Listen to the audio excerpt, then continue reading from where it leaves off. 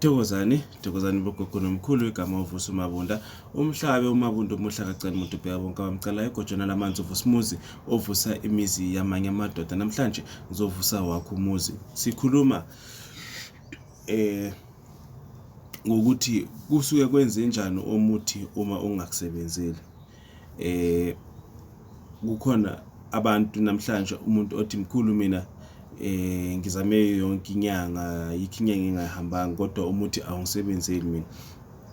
So number one, umuthi ukuze ungakusebenzeli ukuthi mhlambe makumele usebenzise for 3 days wena usebenzise for 1 day bese uyakhathala noma bese uloko uyajampisa amalanga until wena uyothola leyo uyoyenza lokho ekumele ukwenza.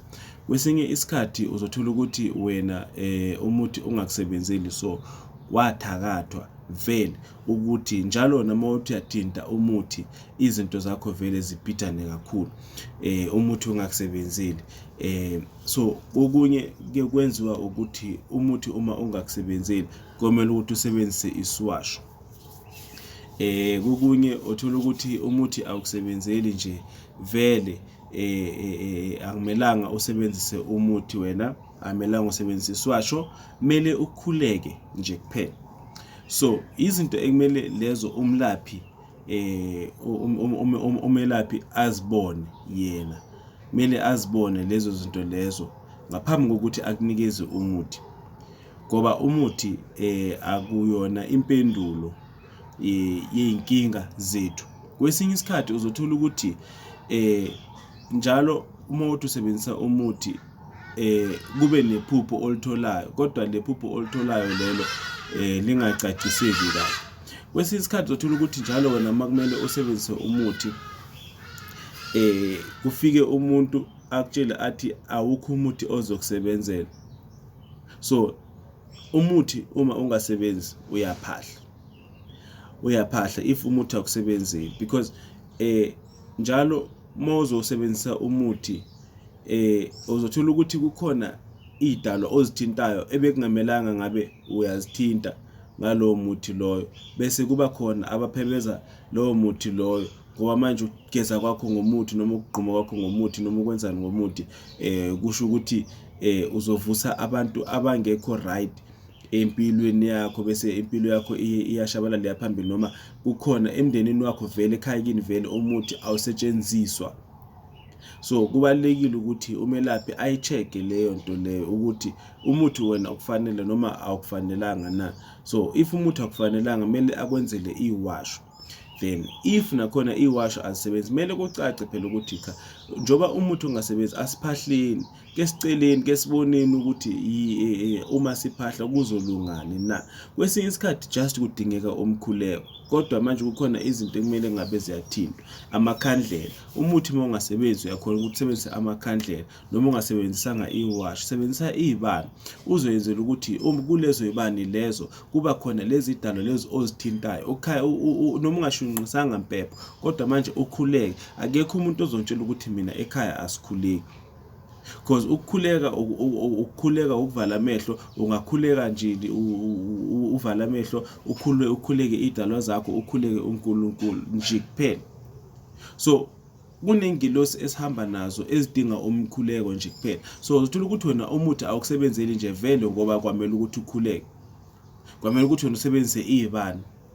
Yabona, yebo kuyabheda khona, kuyabheda, kodwa thola amanzi phela, uthole nje umkhuleko phela, into zakho zizoba right. Kwesinye isikhathi uthola ukuthi umuthi awusebenzi, so noma iwasho ke azisebenzi ngoba kudingeka ukuthi wena kumele uthole i-cleansing kuqala, kumele uhambe uthole isimo samanzi, isimo somfula ohambayo kuqala, then bese ke khathi ke lapho sizoklina kahle ubuwena bakho, sikline sikubisele kuwe, ngoba uzothola ukuthi wena uyasetshenziswa la ukhona uyasetshenziswa. So manje ke ukuze wena into zakho zibhede kukhona omunye umuntu osebenzisa whatever powers kuwe ukuthi wena izinto zakho zibhede but ezakhe zibe right. So obvious lapho kuzoba nzima for omunye nomunye umuntu ekuthiwa usebenza ngamakhambi avele akunikeze athi hamba uyogquma, hamba uyokwenzani ngaphambi kokuthi akucheck.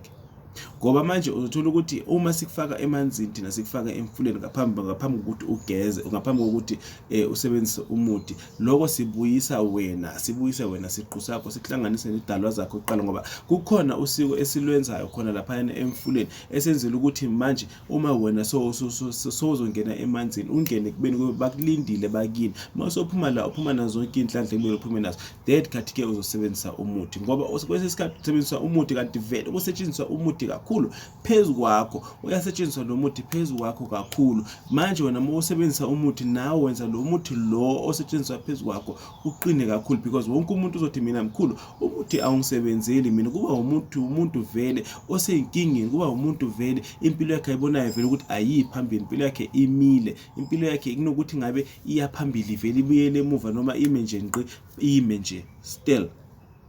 Uyayibona? So manje ke kubalekile ukuthi ke uma sowusondele ebantwini abafana nathi so uthi mkhulu mina umuthi awusebenzeli sengizame wonke umuntu, it's fine ke, you don't have to ukuthi explain ukuthi uhambe waya kuphi, ngoba nami ukungitshela kwakho nawe uzohamba utshela abanye ukuthi usoye nakumkhulu Vusi Mabunda.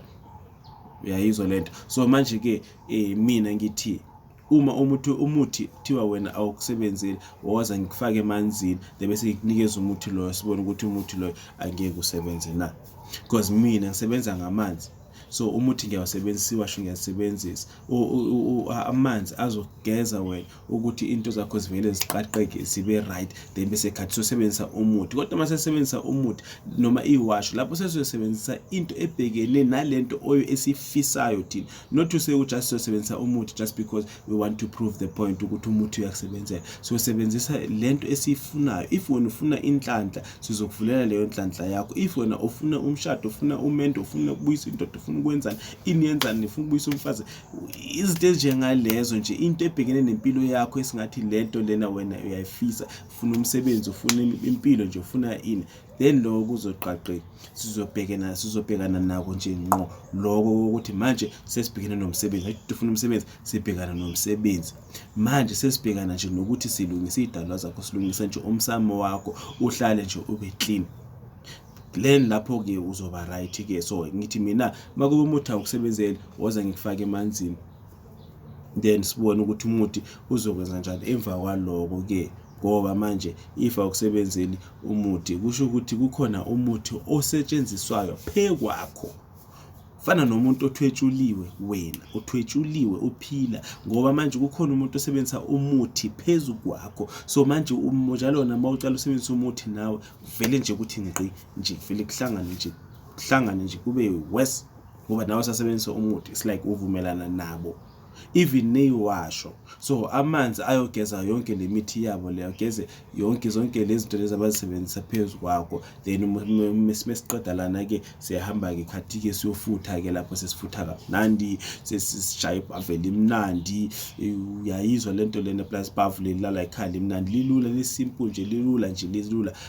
Kukhona abantu abalaziyo ke bayasho nje, bayacomment bathi hayi mkhulu ibhaveli lakho leli nje lilula nje, lilula yilo nje liqaqele izinto zakho nje kahle nje ukuthi zithi, bese nawe ubona umehluko, bese ngikunikeze nokunye ke futhi nami engikuthembile ngazi ukuthi mase sithinte la, hayi ke impilo yakho iyashintsha. Kodwa ngithi mina uma umuthi ungakusebenzeli kusuke kune reason eyenza ukuthi umuthi ungakusebenzeli. Number 1 ngenzeka idlozi lakho alifuni umuthi. Number 2 ngenzeka mhlambe uma kumele usebenzise umuthi ungasebenzisa umuthi, usebenzisa iwasho. If umuthi awusebenzi, sebenzisa iswasho. If iswasho asebenzi, sebenzisa amakhandlela, ukhuleke ngamakhandlela. Kumele ukhuleke, uthandaze, ube umuntu othandazayo, ngoba kukhona idalwa nengilosi ozithintayo uma ukhuleka.